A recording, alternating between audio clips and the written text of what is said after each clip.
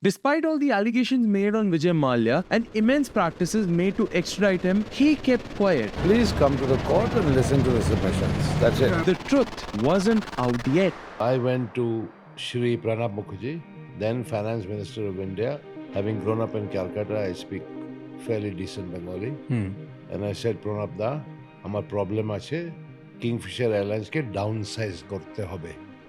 Which means I have to downsize this airline. He said, no, you continue, banks will support you. That is how it all started. And that is when a consortium of banks came in and gave him a loan worth of 4,999 crores with interest. Vijay Mallya never took a loan for himself. The loan was given to Kingfisher Airlines, wherein Vijay Mallya and the UB Group were the guarantor of the loan. Vijay Mallya also claimed, I made 4 settlement offers to the banks, which they refused to accept.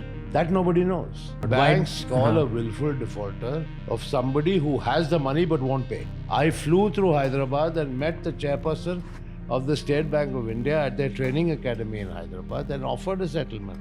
It was always my intention to settle. Never did I say I'm not going to pay. They wanted 14,100 crores. That's why they didn't accept it then.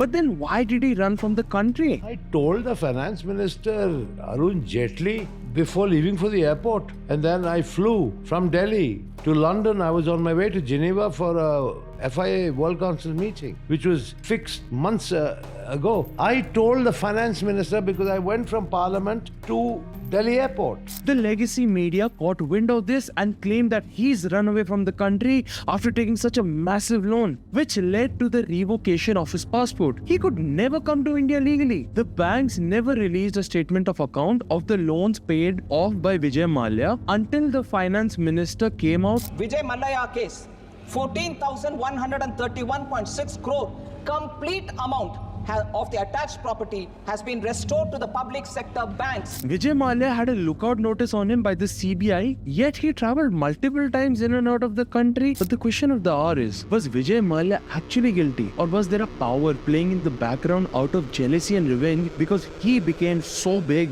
so fast?